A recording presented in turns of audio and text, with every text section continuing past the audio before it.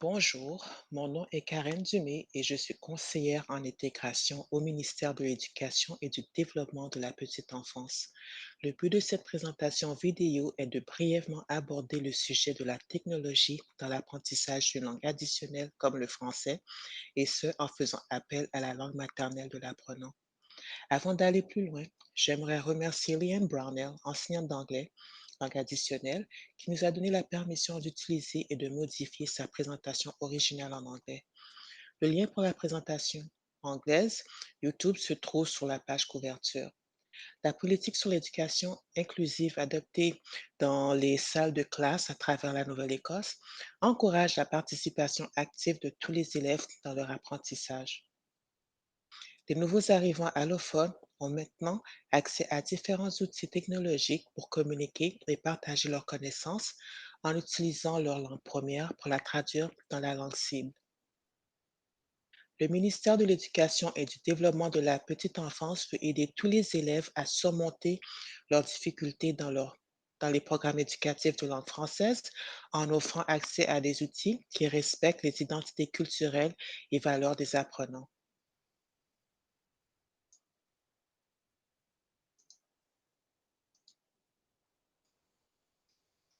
Plusieurs applications et sites permettent aux allophones d'utiliser leur langue maternelle pour soutenir l'apprentissage du français langue additionnelle. Ces mêmes applications peuvent être utilisées pour communiquer avec leurs parents. N'oubliez pas de rédiger vos communiqués sur Google Docs ou Word de préférence, ou simplement copier et coller vos communiqués directement dans un courriel. Google Translate n'est pas compatible avec tous les documents et certains parents ne sont pas encore à l'aise avec la technologie. Ces mêmes applications permettent aussi aux enfants allophones d'interagir avec leurs camarades de classe et ainsi que leurs enseignants et autres membres du personnel en leur donnant accès à des images et audios. Les applications et sites web suivants seront abordés pendant cette présentation. Google Traduction, Google Traduction sur un téléphone portable, le site Ensemble pour la littératie, prolongement de l'immersion du lecteur, moteur de recherche Google, options d'accessibilité, donc sous-titrage sur Google Meet et Casenav. Donc les images suivantes représentent les applications que nous allons aborder pendant la présentation.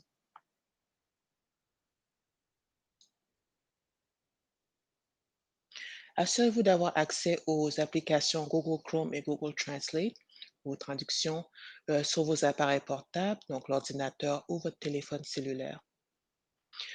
Vous pouvez changer la langue sur Google Docs en allant sur Paramètres, qui est la roue. Donc, faire une brève présentation. Donc, cliquez sur la roue, cliquez sur Settings, laissez le curseur sur Change Language Setting. Donc là, maintenant, Default Language est sur anglais. Donc, laissez le curseur et cliquez sur le crayon et sélectionnez votre langue de maternelle. Donc, pour moi, ma langue maternelle est le français. Voilà. Cliquez sur le pays, donc Canada. Sélectionnez. Donc là, mes paramètres sur Google Drive sont en français.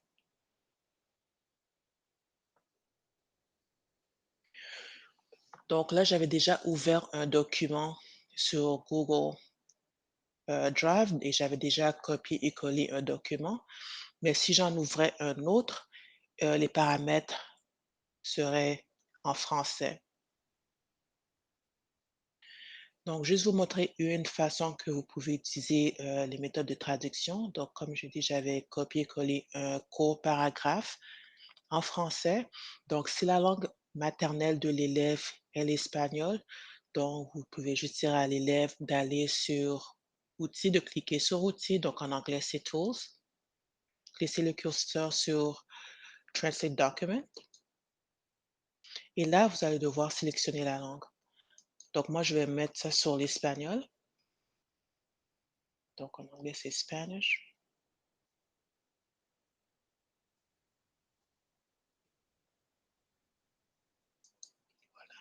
Et cliquez sur Traduire. Donc, le texte qui était préalablement développement en français est maintenant en espagnol. Donc faites attention, je ne recommande pas la traduction intégrale d'un texte parce qu'elles ne sont pas toujours exactes, tout dépendant de la langue. Les tournures de phrases diffèrent d'une langue à une autre. Le but est de permettre aux élèves allophones de communiquer et de se faire comprendre par tous, donc leurs camarades, les professeurs, et de même pour les enseignants quand vous voulez communiquer avec vos élèves qui ne parlent ni français ou l'anglais. Donc l'autre façon d'utiliser Google Traduction est l'application. Donc j'avais déjà épinglé mon icône, donc cliquez sur l'icône. Donc glissez le curseur sur Google Translate, cliquez sur Google Translate et la fenêtre suivante va s'ouvrir. Donc vous pouvez maintenant taper votre texte, des phrases, courts paragraphes, et cetera et je ne recommande rien de trop long. Donc moi, j'avais mis mes paramètres, ma langue de départ, la flèche, ce sera le français et pour qui va à l'espagnol.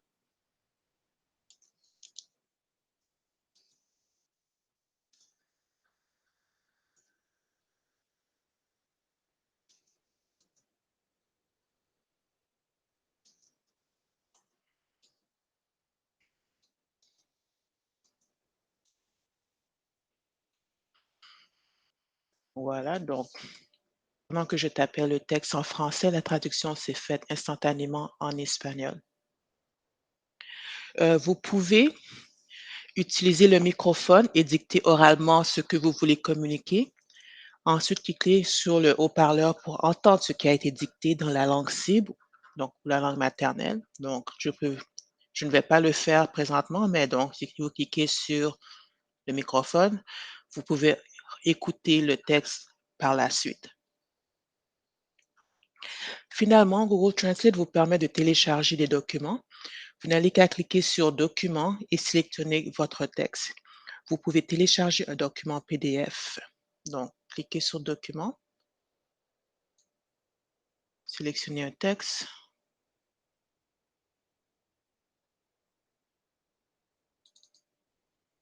Donc, j'avais mis sur la carie dentaire, traduire, et le texte est maintenant en espagnol.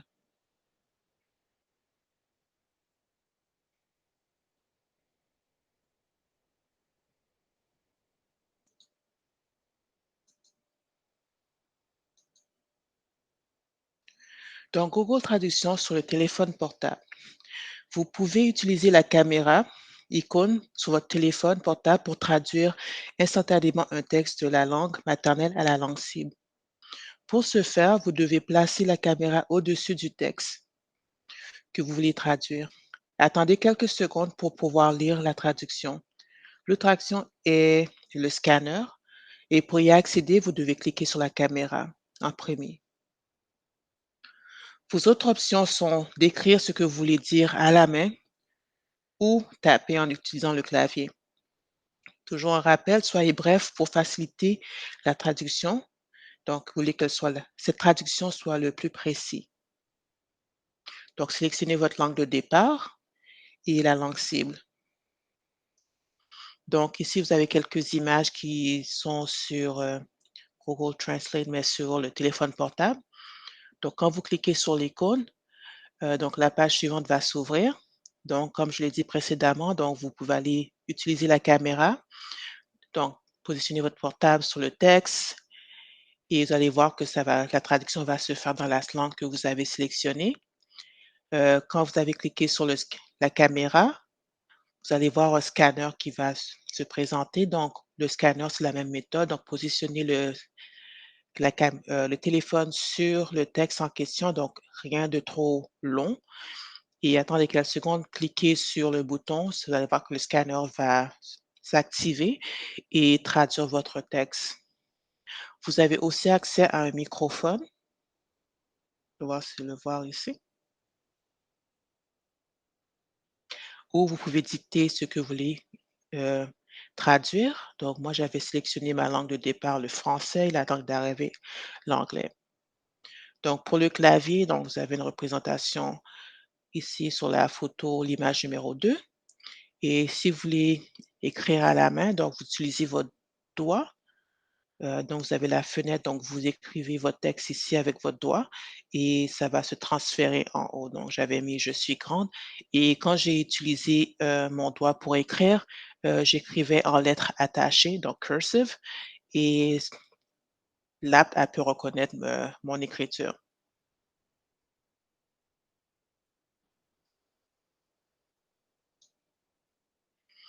Donc juste un petit rappel, donc sur Google Translate ou traduction, sur le portable, donc vous utilisez le microphone, changer la direction des flèches, contrôle de la vitesse de lecture, sélection d'une voix masculine ou féminine, télécharger le document. Sur le portable, donc votre téléphone, vous pouvez utiliser la caméra, le scanner, vous pouvez écrire à la main ou taper vos phrases ou des mots et vous pouvez aussi changer la direction des flèches.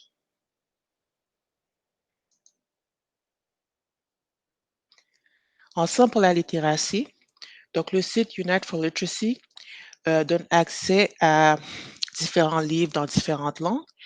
Heu, c'est la clientèle est vraiment une clientèle pour cibler du primaire, mais je crois que les nouveaux apprenants peuvent les utiliser pour augmenter leur vocabulaire en français ainsi que leur compréhension. Ce site est aussi favorable à la lecture indépendante dans la salle de classe et ou à la maison. Donc, on va aller sur le site.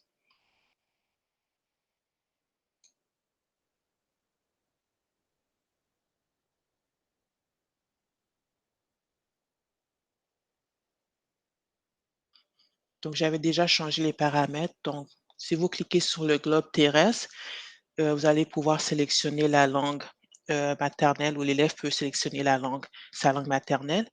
Donc tous les livres sont en anglais, mais la traduction du livre ne se fait pas dans toutes les langues. Donc là, vous avez donc, December, donc le livre est en espagnol. Donc je vais essayer de le mettre en français parce que des certains livres ne sont pas disponibles en français. Donc je vais juste changer la langue ici.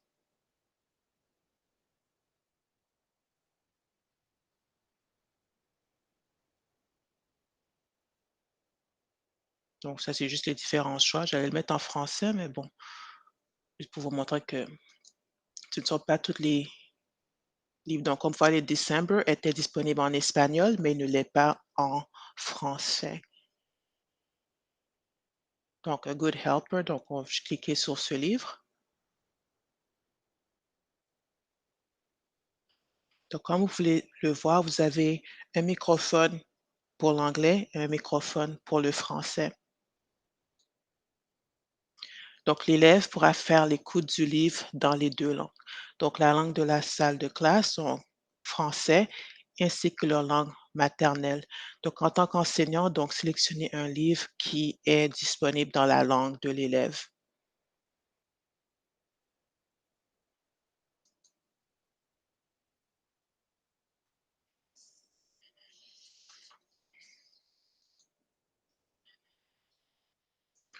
Donc, le lecteur en immersion est un outil qui peut grandement réduire l'anxiété associée à la lecture d'un texte, qu'il soit pour les élèves qui sont allophones ou pas.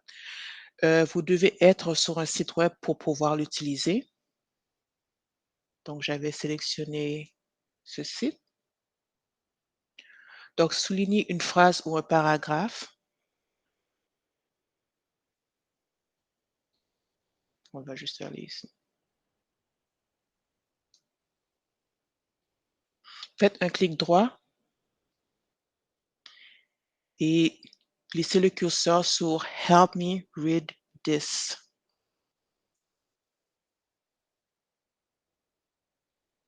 Cliquez sur le livre, donc l'icône, et sélectionnez la langue de lecture.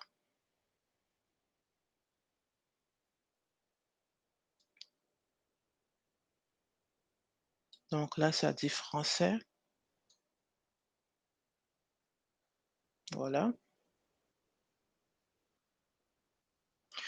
Et vous pouvez écouter la lecture. Pour voir mon icône. En cliquant sur l'haut-parleur. Vous pouvez ajuster la vitesse de lecture et choisir une voix masculine ou féminine. Si vous cliquez sur certains mots, un dictionnaire visuel apparaîtra. Donc, je sais, on va essayer pays. Donc, voilà. Mais ce ne sont pas tous les mots qui sont accompagnés d'images.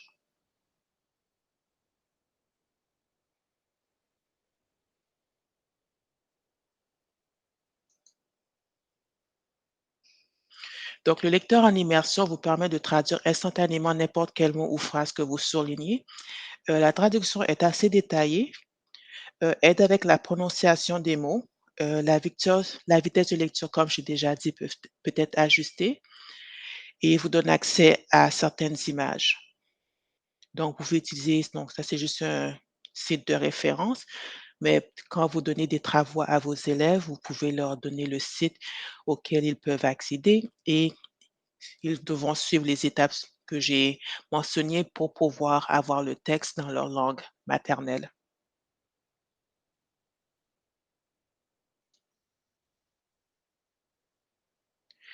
Cette page est un rappel pour les élèves allophones ainsi que leurs parents qu'ils peuvent accéder Google dans leur langue maternelle. J'ai inclus quelques exemples sur la diapositive et ce sont les mêmes sur la version anglaise de cette présentation.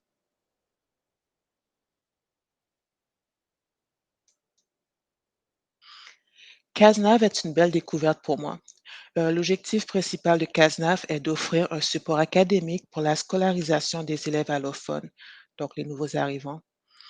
Vous copiez-collez le lien qui se trouve sur la diapo dans le moteur de recherche, puis sélectionnez le livre pour la traduction audio. Donc, je l'avais déjà ouvert, donc voici la page en question. Donc, je vais sélectionner Bon appétit, Monsieur Lapin.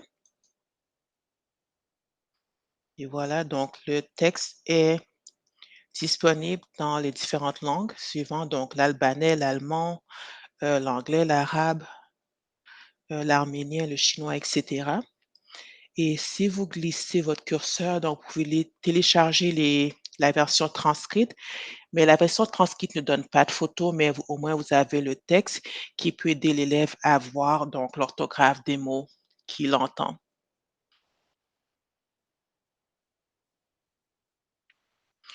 Ce que j'aime aussi avec ce site est qu'il offre des fiches, donc différentes fiches qui permettent de savoir donc comment les traductions se font, comment l'élève qui parle une autre langue fait les connexions entre sa langue maternelle et la langue cible.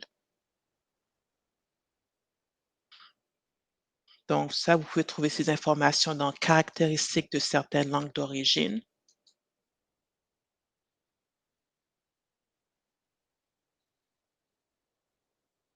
Et donc, si vous cliquez sur portugais,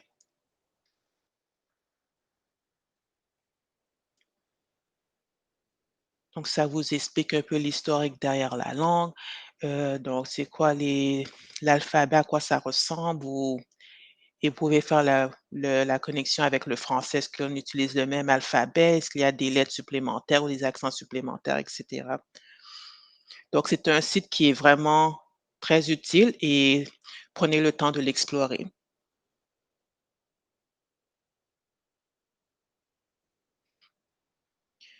Finalement,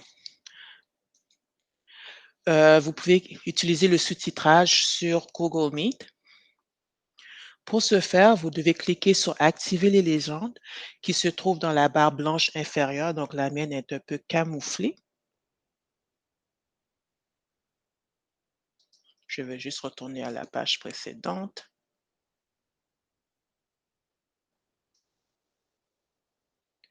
Donc, voilà.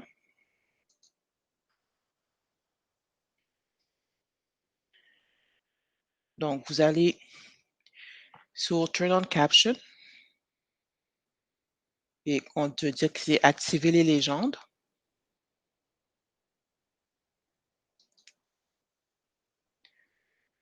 Donc, je vais choisir 31. Cliquez sur les trois points verticaux, choisir une autre langue.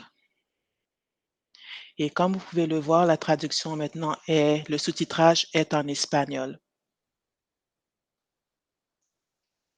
Si l'autorisation a été obtenue, les présentations avec les sous-titres traduits peuvent être également enregistrées. Pour les instructions sur Google Meet sur Chromebook sont les suivantes. Donc, sur le Chromebook, activez le sous-titrage codé, donc CC. Maintenez le bouton Alt enfoncé et cliquez sur CC. Choisissez Traduire et une petite boîte apparaîtra en haut de l'écran. Choisissez les trois points verticaux et changez la langue. CC à l'extrémité du récepteur. Donc, j'espère que les informations présentées vont faciliter les échanges verbaux et écrits entre vous, vos élèves, leurs parents et leurs camarades de classe. J'espère que cette présentation vous sera utile et merci pour votre écoute.